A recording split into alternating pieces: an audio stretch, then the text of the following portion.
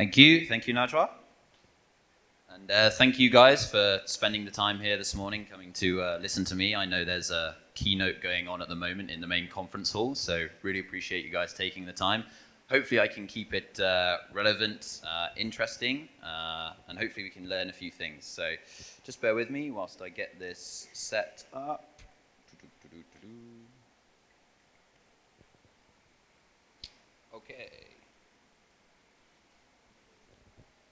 Okay, so I'm here today to speak to you about customer journeys, engaging our customers in unique ways, personalized ways, essentially to increase our overall ROI from engaging these guys. So just to start off, a little bit about myself. My name's Chris. Christopher is what my mum calls me, so please do not call me that. That's only when I'm in trouble. Originally, I'm from London, as you can tell from the accent, but now I'm currently based in KL full-time. I've lived pretty much all over the world, spending a lot of time in US, China, Bangkok, London. Used to work for a data analytics company in London for a good 3-4 years, actually. And I'm currently running customer success here in Malaysia for Insider. Just a brief spiel about Insider. So Insider is a growth management platform. What we do is we're a technology that enables you to engage and optimize your journeys and your customers and their general experiences to ultimately drive value across the chain. So, why are we here? Now, I wanted to start this off maybe with a video, but we don't really have that much time. I think there's a great TED talk here by a guy named James Veitch. I don't know if any of you have seen this TED talk. Highly recommend it if you've got 10 minutes or so. He's an English comedian, but he addresses the issue of spam emails. So, you know these emails that you get from all over the world that say, oh, you know, you've won $1 million, just give me your bank details and we'll send it over to you. This guy actually spends a lot of time just responding to these emails. Now, why is this relevant, you might ask? Well, this is just a quick snapshot from my inbox. I receive tons of emails every day, tons of different touch points from different brands, all engaging me, all irrelevant. And as you can see, I've not read these emails for God knows how long, but I get 2 a day. You know, what's super important about customer journeys and customer experience is we need to make it a positive one. If it's not positive, they're not going to become loyal customers. They're not going to become repurchasers. Ultimately, yes, it's important to get that first purchase done on any e-commerce site or any platform. That first engagement is super important. But there's real value in bringing these guys back. And the best way to do that is to optimize journeys, make content relevant. And as you can see here, sending me 2 emails a day is not going to make me come back to your website and re-engage with you. So I think we're all fairly familiar with customer life cycles. Here's just a quick overview of one customer life cycle that I pulled online. Very simple, very easy. When a user first comes to your website, they're there for a reason. Now, when they're first there, you don't know what they're looking for. You don't know anything about them. Actually, they're pretty much anonymous. The only engagement you can have is through either website or if they actually download your app the first time or something like that. That's your first touch point with the user. They're there to find something. They're there for a reason. So what they're there is they're considering, okay, I'm here, maybe I'm looking for some shoes, or maybe I'm looking for a backpack, or it could be a sports watch or something like this. And if that person is like me, what I'll be doing is I'll be looking at several other websites, doing a bit of a comparison, figuring out, okay, what's the best price that I can get? What's the best quality that I can get? And essentially, what's the best experience that I can have when I engage with a brand? So once I've made this purchase, it's super important. Obviously, it's the first acquisition. They then go into the loyalty loop. So the loyalty loop is very, very important for retention. Retaining your customers, retaining everybody, and making sure that they're coming back, consistently engaging with your brand. I think not a lot of importance is really put on this loyalty loop. For me, this is actually the reason why I shop with the brands that I shop with. Just as an example, back in the UK, I was always on Amazon. There's another fashion retailer there that I use called Mr. Porter. Their loyalty loop is phenomenal. The whole customer experience, the whole journey, going from browsing on site, initiating that purchase. They then personalize the website based on me as a user. So they say, oh, welcome back, Chris. Nice to see you again. And when they send me, a nice pair of socks that I bought, they'll actually wrap it in a nice box and address it to Mr. Lowe.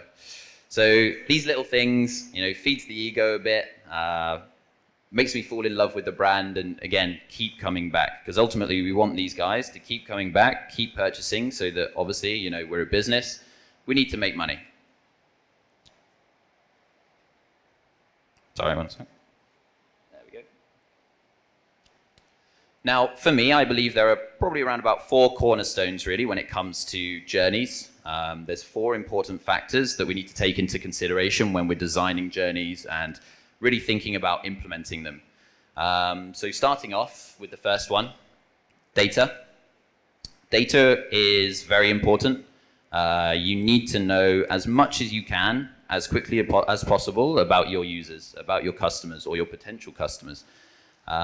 What I mean by this, so one of the important things when you're designing journeys, specifically across multiple channels, so as we saw earlier, you can send me an email. Not only can you send me an email, you could probably send me a app push notification. So if I have your app, you can send me a notification on there. Or maybe actually, I'm pretty sure everyone here does remarketing through ads and different channels like this. That's also another way for us to get in touch. Now, unification of this is very important for a couple of reasons. First of all, if I know who you are across different channels, I'm not going to send you the same message at the same time on different channels. I can't tell you the number of times that I've had one email, one app push notification from the same company saying exactly the same thing, and it's very generic. It creates a very bad experience. We come across as people who will spam our customers, and really it's not being careful and engaging them in the right way. So one of the most frequently asked questions whenever I speak to our clients here in Malaysia about unification is, how do we do it? It can be complicated, but actually at the end of the day, it's fairly simple, specifically for your loyal users as well. One way to unify this data is to have a unique ID across all your channels. It can be as simple as an email address. I use an email address to sign into your website. I use an email address to sign into the app. I use an email address, across different touch points. So using this kind of data point, we can now know that this person has your app. They're browsing your website, be it on their laptops or it could be on their mobile phones. We all know that mobile is, I think it's around about 70 or 80% of traffic nowadays on most e-commerce sites. So using this information, we can unify the data across different channels. Ultimately, this will lead us to understand a 360 view. What does this mean? Essentially, as I said earlier, it's about understanding as much as you can about your customer, what they want, what they're looking for, understand their general behavior. How do these guys engage with you? Do they engage mostly through your website on their laptops? Do they engage with your app most frequently? Understanding what it is they're looking for, and then being proactive. So using this data to then create personas. Profiles, there's different names for it. I think there's a few sessions later on about creating customer profiles. But what we do is we use this data to create, I like to call them personas. And I've got a few examples later on of some very basic personas that we've put together fairly recently for quite a few people over here in Malaysia. Now, the second point, personalization. As I said earlier, it's a personal experience. We need to have a positive experience with our customers. We need to engage them in the right way. The best way to do this is to personalize that experience. Now, what I mean is personalizing or customizing the content. Again, it could be with things that are relevant to me. So maybe it's some products that I've been browsing most frequently that I'm showing some interest in, but I'm not really doing anything about getting them in touch with them proactively, saying, oh, hey guys, are you still looking for this? Are you still trying to find something? Can we help you in any way? And I think one of the other important factors was, for the emails that I just showed you, there's no addressing to me. There's no, hey, Chris, where have you been? We miss you. Come back. Just very generic messaging, which, it can work, but ultimately it's not what's going to drive ROI. You want to spend as little time as possible to get as much value from your customers, and one of the best ways to do that is through personalization. Contextualizing the experience. So again, this comes from understanding the consumer. They're on your website, they're browsing, and what you need to do is identify, okay, this is the right time for me to now engage with this guy. I know that my average purchase cycle is maybe, 7 days, something like this, or then my repurchasing cycle then tends to be 1 month.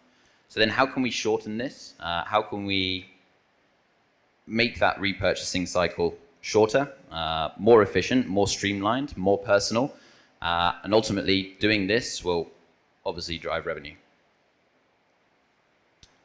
And then the channel. So for me, I'm somebody who doesn't really read my emails, so don't send me an email. I actually prefer engaging with apps, with app push notifications. I can get notifications, messages on my phone. That's the best way to reach me. So why bother wasting money trying to show me an ad or trying to send me an email or, trying to engage me in the wrong way? We want to have this positive experience.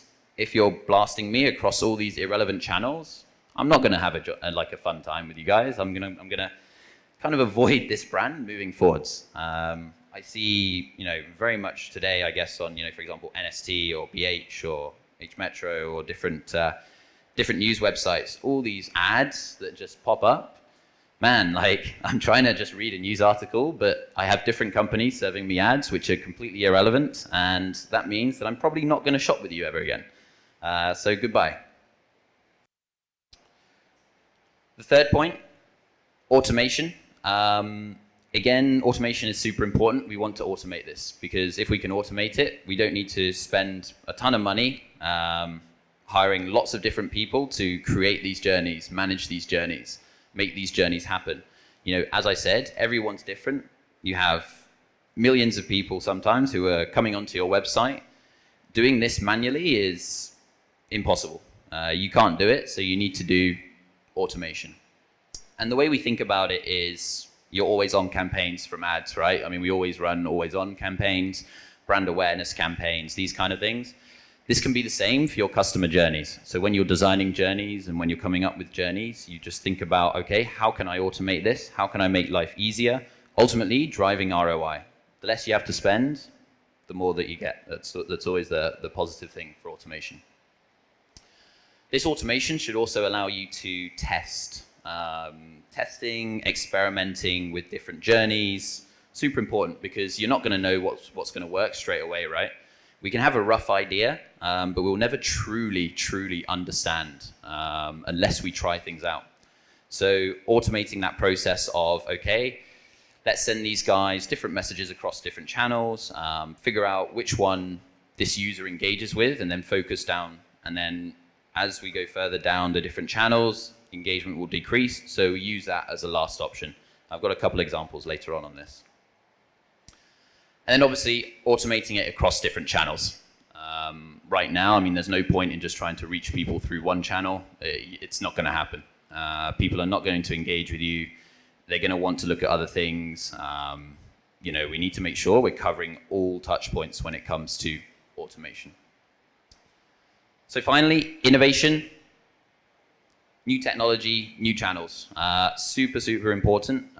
Being open to trying new things. Right now, I mean, I'm not sure if you guys are aware about WhatsApp for Business, which is coming around the corner. It's currently going through beta testing. I know it's open for beta for a few of our clients here in KL who are testing it out as a new channel.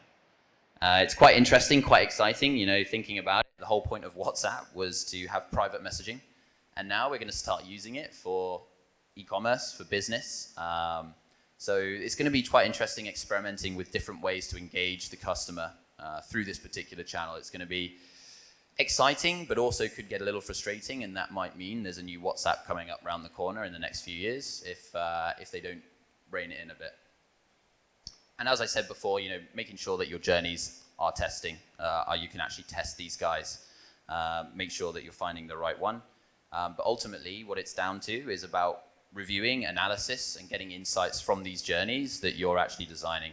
So taking feedback loops, identifying, okay, these guys open this, these guys click through here. One they've clicked through, they'll then purchase. It means that what we can do is actually get some tangible ROI. And I'll drive down into this a little bit later on, but ultimately what we want to do, the ultimate goal is to get your customer to convert as quickly as possible, as cheaply as possible. We don't want to spend a lot of money trying to get one sale. So ultimately, it's all about being able to review and analyze what you're doing. So there you go, 4 cornerstones. Now, whenever I work with clients on this, specifically journeys, designing journeys, there are some challenges that usually come up, or some quite common challenges. It can seem like a very complicated thing to start doing, or a lot of people won't know where to start. First thing, there's a lot of touch points, right? There's a lot of channels that we engage our customers on, be it, as I said, a few already, be it the app, be it the desktop web, be it mobile web. But also you have, Google ads, Facebook ads, if you're running a delivery or logistics, that interaction with the delivery driver can also be very crucial and very important. If I get a parcel that's just been chucked on my floor, I'm probably not going to use these guys again because whatever I bought is now broken. So it's super important. When we work with clients, it's all about, okay, Chris, what kind of channels should we be using? So again, using data, we can figure out, okay, these are the most frequently used channels. These are the most important channels. Let's focus our attention here. This is where most of the ROI will be coming. The second one is siloed data. This is probably one of the most frequently ones, especially if you're an e-commerce brand, but also you have some offline presence as well. Unifying this data across different silos can be a massive headache. It's an issue that, the only way to solve it is to spend money on unifying this data.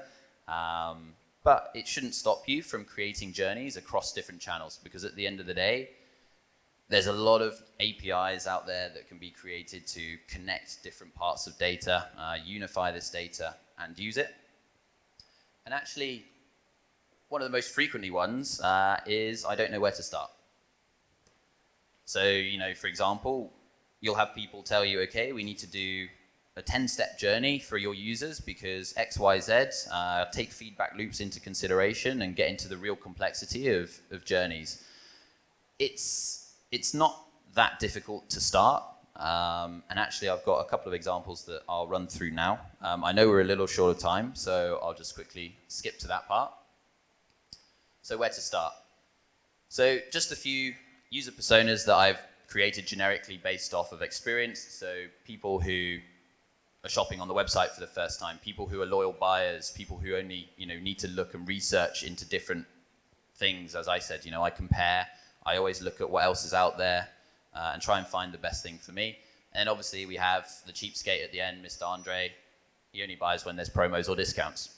So these are the kinds of different personas that you can create. And ultimately, it's all about a balance between creating a good customer experience, helping them find what they need, what they want, but also achieving our business objectives. Directing customers to our business wants, to our business needs. If we're running low on inventory on a specific product, how can we just clear that stock and get rid of it so that we can open new SKUs and this kind of thing? So how can we drive value for the business? So it's always about finding this balance. Super important to get this balance right. So just a quick journey. This is a website that we've mocked up. It's not a real website, so don't try and look for it. But essentially just taking you through a quick journey for a user. I tend to land on a website. I kind of know what I'm looking for, so I find it. I go through to the product detail page, as we can see here. In a perfect world, I'll add it to my cart because I need it now and I want it now. So then I input all my information, I go through the order process, I won't spend too much time here because we all know the process, and then I get confirmation. So fairly simple. I wish it was always that straightforward for us to get every user to do this. It doesn't happen. We all know that there's funnels, right? So as we go further down the conversion funnel, people drop off. These are not any real numbers. These are just easy math numbers for me. So yes, it just gives you a rough idea of traffic that lands. Could it be from your ads or emails, lands on your homepage? Then they tend to go down this funnel, right? So I'm looking for a product. Maybe some people can't find what they're looking for. They drop off. Maybe the price is too expensive, therefore I'm not going to purchase it. And ultimately, we lead to quite large drop-offs. So what we tend to do when we're starting creating journeys is identifying some low-hanging fruits. What's the most simple way to help with this is identifying the biggest drop-off, which is, obviously at the end here, the successful transaction. So this is what our target is. Now I want to take you through like a little bit of a journey and how we can optimize a single journey, which at first can be very, very easy to do. So that journey is pretty much when I've added to my cart, but then I disappear. So Amy here obviously has gone through this journey, and I'd like to think that most people here are already doing this, but once they've actually left the website, we tend to re-engage them either with email or different channels called cart abandonment email. I mean, it's a fairly easy thing to start with. And actually, if you're not doing this at the moment, it would be the first thing that I'd recommend you guys do, because it can be quite easy to set up, quite easy to start. But this is essentially one way to start a journey. So this is a very basic one, very, very simple. There's no personalization. It's just that I know you're looking at this product. Come back here and complete your purchase of this product because you were interested. So how do we build on this? How do we make it, as I said before, more personalized, more data-driven, more ROI focused? Well, we look at a few bits of other information that we can gather, a few other data points. So we're going to run through a few extra data points that we can get. So one of them is Amy also uses your app. She's a frequent user of it. And actually, we already know that Amy has a 2x open rate. So she opens her app pushes 2 times more than her email. So basically from this, we can learn that why the hell would we send an email when I can get better results from sending an actual app message? So we start off, again, she's abandoned the cart, but then what we do is we send an app notification saying, hey, we know you've abandoned your cart on your laptop, on your mobile web, through unifying this data.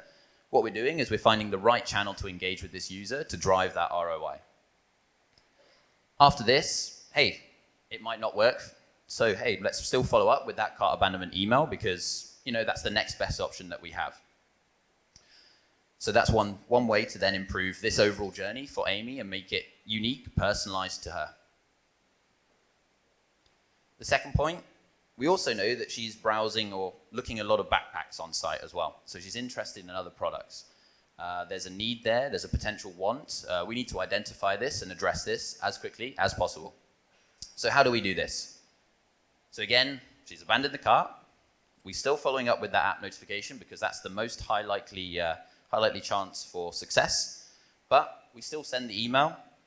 The additional thing we do is we also include here items that you might also like. So it's personal to her. She's interested in backpacks. This is still the product that she's got the main focus of. So whenever I send this email, that will be the core focus. But ultimately, if you're interested in backpacks, I'm not sure if you guys have ever ordered books off of Amazon or anything like this, but there's always, you might also like to read. Super important, super relevant, and a great way to obviously upsell, cross-sell different products. Third point, we noticed that Amy tends to come to our website from Facebook. She's obviously a Facebook user, uses it a lot, very frequently. So one of the things we can also do and use this information, again, we can go through the same process of, we'll follow up first with an app push notification. Then, did she purchase? Yes or no? If she purchased, done. We don't need to contact. We can now enter that loyalty loop, send her NPS scores, get feedback, how was your experience, and then build on that experience. We then follow up with the email. Did she convert? Same thing. But because she's a frequent Facebook user, what we're going to do as a last resort is send her through to your ad channels, so your Facebook ad channels. Sending her through to Facebook as a last resort because ultimately you have to spend money on these ads to actually get this in front of her. It's the one where probably the margin is the lowest when you look at all these other channels. But it's also maybe one that it might be worth trying. So we always send this as a last resort because that's where ROI will probably be the least when you've tried these general kind of, I say, free channels first. So just to quickly summarize, as I said, for the four key areas, which is data, personalization, innovation, automation. The data, we know that she's an app user. She's interested in bags. She comes from Facebook sources. Personalization, it's all addressed to her. It's, hey, Amy, like, what are you doing? Based on her interests, again, the backpacks, her preferred channels, she opens apps 2 times more than her emails. It's automated. It's one sequence. You can set and forget. It will optimize automatically and figure out, okay, actually, let's try this route. Okay, does it work? Yes, no, and optimize. And innovation, it's cross-channel. Cross-channel can always be very tricky if there's no way to unify this data. As I said earlier, if she logs in, we know who she is, we know this unique ID, therefore we can cross-channel, we can attack her, sounds a bit aggressive, but we can engage her across different channels. Okay, so I know we only have 2 minutes left, I think. So just a few key takeaways here, really, from my quick session. So I like to think of this as the 4 steps, STEP, ha ha ha. 1, simple. Keep it simple, keep it simple. Start simple and build. A lot of people can confuse you with different phrases, different technologies, try and complicate things, and let's start with the most perfect solution. But actually, the best way to start is simple. As we saw earlier, cart abandonment emails can be great ways to start this user on a journey. Secondly, technology. Being open to trying new technology, new channels. As I said, WhatsApp for Business is going to be super interesting in the next few years. Definitely something to look into, but not abuse. Then having this experimental mindset. So again, testing. What works? What doesn't work? How can we improve it? How can we get better? It's all about iteration. So we'll have this simple journey, see how it performs. Okay, how can we make it better? How can we personalize it more? How can we enrich it with extra data that we can get? And ultimately, it's all about creating that personal experience. So how can we make Amy feel loyal to our brand, that we understand Amy and that she always wants to shop with us if she's looking for shoes, if she's looking for like watches or backpacks or anything like this. So I'd just say really 4 key steps, 4 key takeaways. Don't overcomplicate it. It can get complicated, but you start simple and then you get to the complicated to truly unlock the ROI. And thank you very much.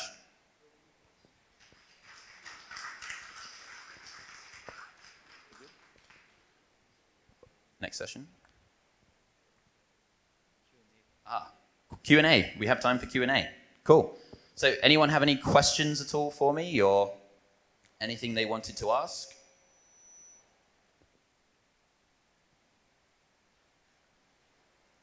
Or should I just dance? No. Yes.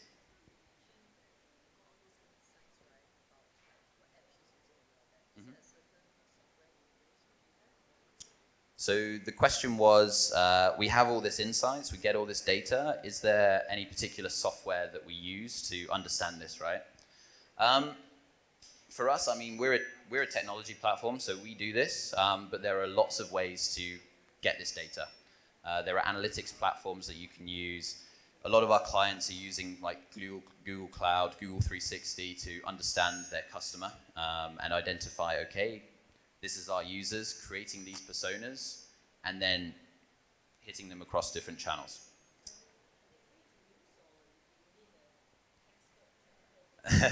Are they free to use? Some are, some aren't. I think, well, Google 360 is hellishly expensive.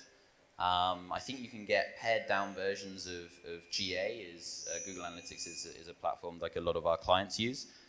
You can get not free versions, but cheaper versions of it. It just won't be as rich as the 360 view.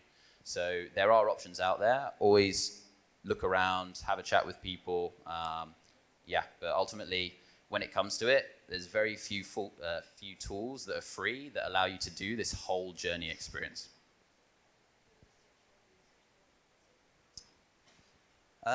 Terminology that I'd use to find these guys would be, it's a good question, probably more about creating customer journeys or technology to help me or omni-channel technology, probably, something along those lines, which allows me to reach people across different channels. So something like that would probably be what I search for.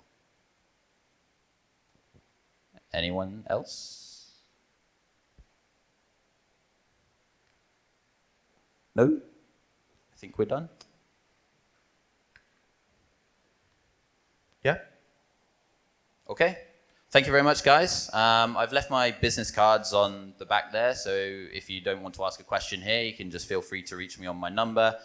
I'm going to be around here all day, probably working a lot in the cafe, but feel free to drop by if you have any other questions. I'll be around all day. But thank you very much.